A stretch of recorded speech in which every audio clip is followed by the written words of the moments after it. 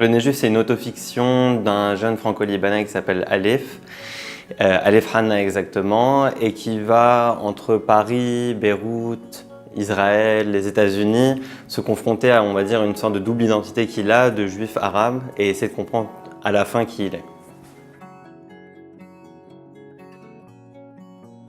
C'est deux choses, je veux dire. La première, c'était une sorte de désespoir à Beyrouth. Ça faisait 4 ans que je travaillais au Liban et il y a un moment où je ne savais plus trop ce que je faisais là-bas, ni ce que j'avais fait là-bas. Je ne trouvais plus vraiment ma place et en fait, l'écriture, on va dire, m'a permis de retrouver pourquoi ce Beyrouth et pourquoi j'y étais allé.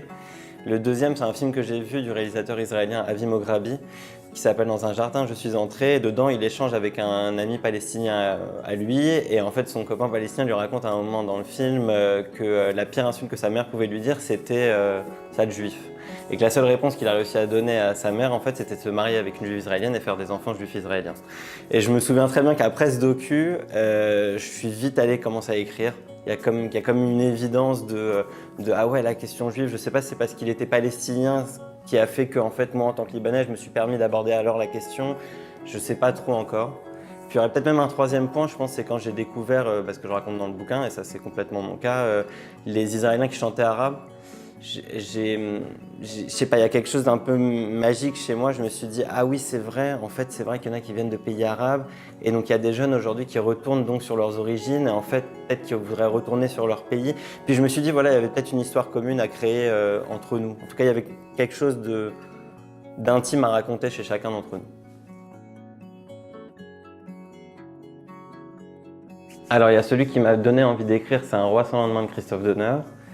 Et un qui m'avait, je pense, bouleversé, c'est un livre d'Eduardo Halfon qui s'appelait Monastère.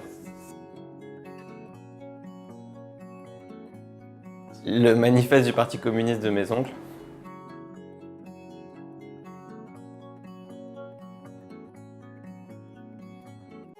Léo.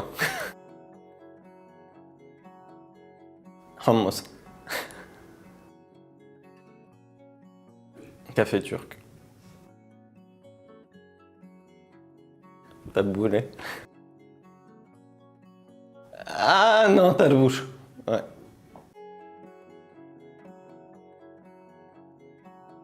J'y suis déjà allé l'année dernière et non, j'avais très envie d'y aller, en diète en plus cette année, donc je suis très content que vous m'invitiez.